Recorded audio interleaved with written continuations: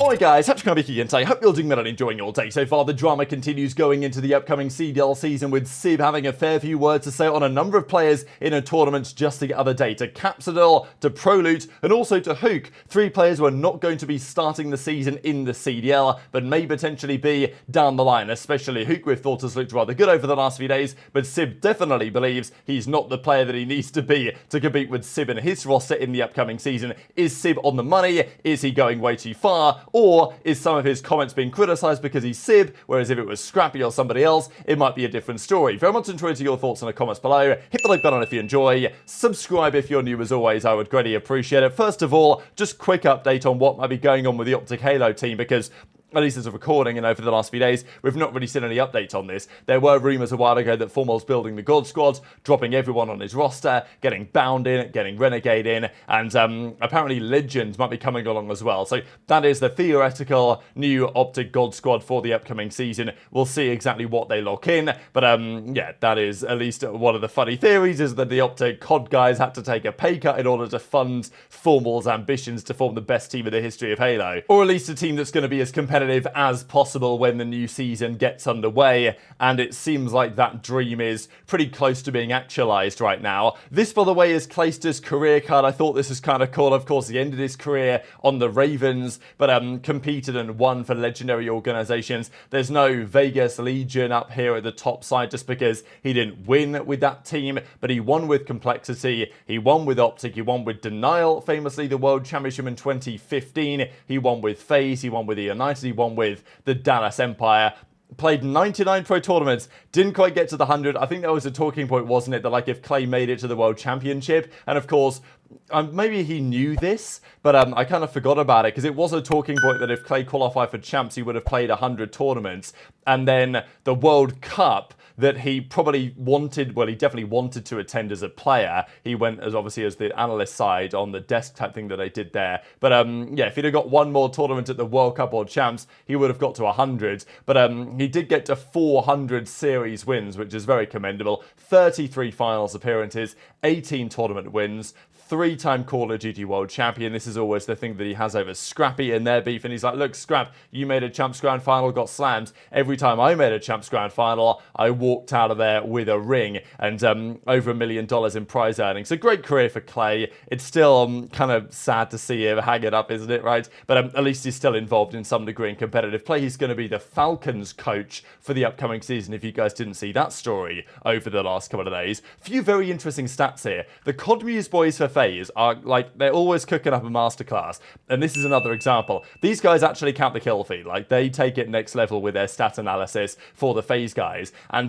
this is what we saw at the most recent season. It's actually very interesting. So Drazah, these are his KDs basically against certain players. Against Envoy last season, he was 126 in 91. He had a 1.4 KD against Envoy as an individual. He had a 1.2 against Dashy, which is particularly commendable, maybe the most impressive number on this list. Then it was Vickle and Metals that he always seemed to slam, and then Kismet as well. But on the harder side, it's actually the following, and this is particularly interesting really, because we have 2 players here from, well, we have Fame first of all, but the sample size there isn't quite as high. We have obviously 2 of the Toronto boys and 2 of the Thieves boys, another team that's maybe, you know, had Drazah's number a little bit at times last season. So he had a 0.9 against Nastie, he had a 0.9 against Ghosty, against Scrappy he had a 0.87. So this is kind of one of the key numbers to look at here, isn't it? That they played a fair bit last season. Drazah had 118 kills on Scrap last year, but Scrap had 136 kills on him for a 0.87 KD. So that's interesting. But Insight was actually even, you know, further, close enough anyway, 95 and 110. Goes to show, right, because Insight and Scrappy, they would have played the same amount of series against, you know, these players, but yet look how many more engagements he got into with Scrap than Insight. Just shows how fast Scrappy's playing on the map, right, compared to Insight. But the KD's pretty similar, which does go to show that against Toronto, certainly on LAN, Drazah did not have the best time, but he did against Envoy, which is kind of interesting. Speaking of some of those names, these are the total KDs for the entirety of the CDL era from what we have stats on Breaking Point. So obviously for some players players, there is a smaller sample size, players that have only been around a couple of years. But for guys like HyDra, they've been around the whole time, pretty much anyway, since Cold War at least, as have Cellium for one more year. So Cellium tops the number with a 1.21. This is the BP rating as well, which is, you know, a few other things are calculated in there, which tries to consider impact a little bit more than just pure KD. But still, you'll tend to find the numbers are relatively similar.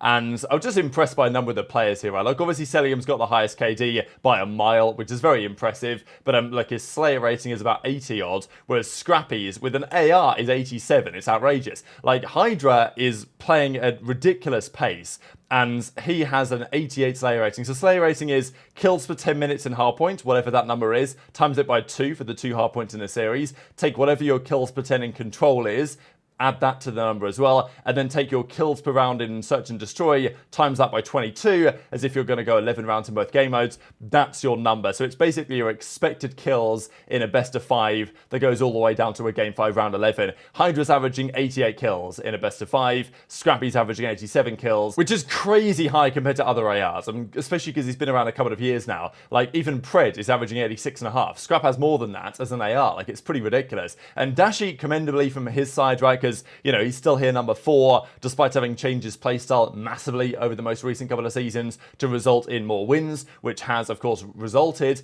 Gwinn had a 1.08 last year, but of course, smaller sample size there. Simp is here, but a very good BP rating because of the impact that we tend to see. Geo is here after a decent rookie season. Method's fair play, right, in P9 still, after, of course, being away for a couple of years now, but still in his first couple of years of his CDL side, was able to deliver some solid results. But yeah, these are some familiar names here at the top end of the numbers. aBeZy, the scrims were live last night. He turned the stream on. He was playing some scrims. Good to see. I'm not sure I'm, you know, expecting that much out of his new roster. As I said the other day, I'm somewhat surprised that aBeZy and Hook aren't teaming up in challenges for the upcoming season. Maybe they will, but maybe down the line it's going to be a slightly different story. But speaking of Hook, we've got to talk about some of this drama. So the other day, $10,000 tournament, the Cloud9 Sony in-zone tournament, whatever they were running, which Sib's team actually eventually goes on to win. But during the tournament, there was some controversy, certainly this clip that came out here from Sib. Now, I tend to find it interesting that Sib as a player, he's got a personality on him, no doubt about it. He's going to make his points known. I mean, you guys remember the first time, if you've been around a while, we probably ever talked about Sib on this channel was when he got dropped from FaZe after saying something he shouldn't have said to an OpTic fan back in MW19 when he was on their bench back then. You guys know what I'm talking about if you know. He was then reinstated, and look, he says things, he's got a personality on him, he's gonna talk trash, that's what it is. But, you know, compared to a guy like Scrappy, Sib maybe isn't as well liked by the community, and therefore he doesn't maybe get the benefit of the doubt. I think it's always interesting how this works, right, is that you tend to see this in every single form of life. X person does Y thing.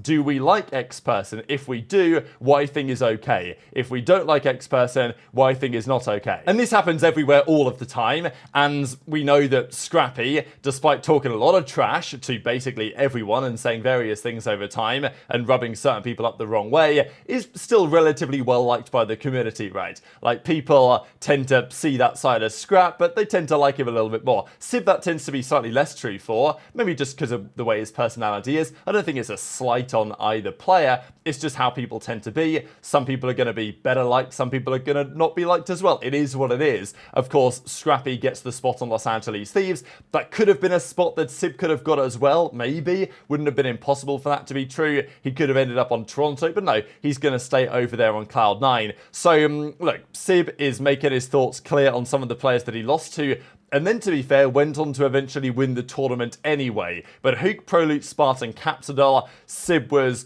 calling these guys out big time. I'll share the clip and then we'll talk a little bit more about it. Yeah, two guys are so fucking dog shit. I'm on 60 ping him. Fucking AIDS. Fucking I give all these guys $1 million to kill me on land. Capsadol, this nigga's been out the league for years. Kyler, he's dog shit. Prolute, this nigga needs to hang it up. And Spartan nigga, this nigga needs to hang it up too. Holy fuck, bro. That shit is crazy, bro. I wouldn't even be mad if this shit was real, bro. If it was real, you know what? I tip it. Much respect. I respect it. But nope. It is not. So in the end, Sib is a very talented player. He shoots incredibly straight, and he went on with Nero, Paulex and Mack to win the tournament anyway. So pretty notable, just because Sib and Mack have been a duo before. They're going to be a duo again for the rest of the season, of course. Well, potentially the rest of the season, assuming that roster doesn't make any changes. But yeah, the comments from Sib towards those guys, look, maybe the argument also is when Scrappy or Pred or someone like that talks trash, maybe they talk trash in a slightly more, I wouldn't say extravagant, but they speak in a way where the insults are slightly more advanced. I don't know, maybe that's an argument here, whereas what Sib's kind of saying is just calling them trash, which, okay, fair enough, it is what it is. Now, Hook is not trash as far as I'm concerned. Have his results been trash over the last few years? Yeah, I think I could argue that. But on this game, I think Hook's a very talented player, and I think we are going to see more of him in the league for the upcoming season. I think Sib has also got to be not careful precisely, but you guys remember when he had the drama with 04 last season, and he was like, yeah, if I lose to you on LAN, I'm going to chop my balls off or whatever. Like, Sib's got to be careful that he doesn't get into too many little predicaments like that. And also, Sib has to recognize that there is something called burning bridges, and we know that Kremp, of course, who was also on the subliners, definitely did a lot of that towards the tail end of his career, to such an extent that even Kremp, the greatest ever, couldn't really find anyone that wanted to team with it because he'd burnt too many bridges when, you know, the Vanguard season basically came to an end. So Sib is in a position where he's a very talented player, but there are certain players that he hasn't done a great job at maintaining the relationship with. Maybe that's fine if you're good enough, but the likes of Kismet, Skyz, the guys on that previous subliners roster for last season, clearly they didn't get along, and I don't expect them to ever team up ever again. And, you know, maybe that's okay, but that could be a problem down the line. And, you know, comments like this, Sib's going to say what he wants, and obviously I'm not going to complain about it because we're going to talk about some drama, but it may affect Sib's relationship with those guys on some level down the line, and then, you know, who knows, maybe one of those guys gets back in the league on a good team, and they're like, oh, well, I don't really get along with Sib, don't want to bring him up, type thing, right? It can be a potential problem. But, look, Capsule, I think, is also a good player, and, like, he's been out of the league for, well, to be fair, he was in the league at the start of last season, wasn't he? And then he was removed from Boston when they decided to make some changes. Prelude, of course, is easy to roast, to be fair, because obviously he was on the OpTic team a couple of years ago and he subbed in for HyDra. Since then, he's not really got the opportunities back in there, and, look, as I say, Sib talks the trash, and then he goes on to walk the walk and win the tournament anyway. So, tweet your thoughts on all this stuff in the comments below.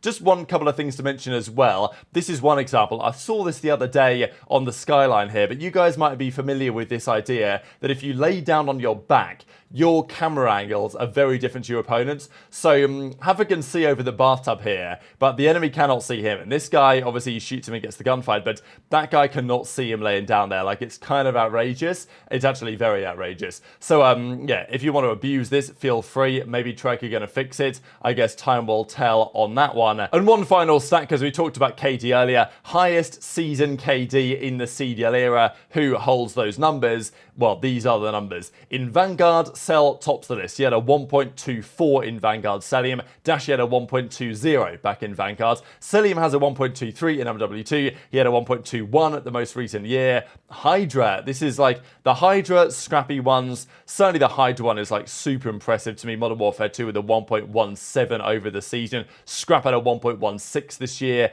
Simp at a 1.15, as with Dashy and Cold War, and Cellium was around a similar number as well. Awakening, fair play, and MW2 had a 1.15. But yeah, that's actually pretty funny, isn't it, to think that it's not like that translated massively into wins that year. So some very familiar names on here, with kind of the exception, I guess, of Awakening down at number 7. But very much interested in your thoughts in the comments. Hit the like button if you enjoyed. Subscribe if you're new. Take care, and I'll see you next time. He's in depths. He literally sprinted to the depths of his spawn. Dude, why are these guys playing for 250? Put your head down and secure the target. We're setting up the bomb. Bomb active.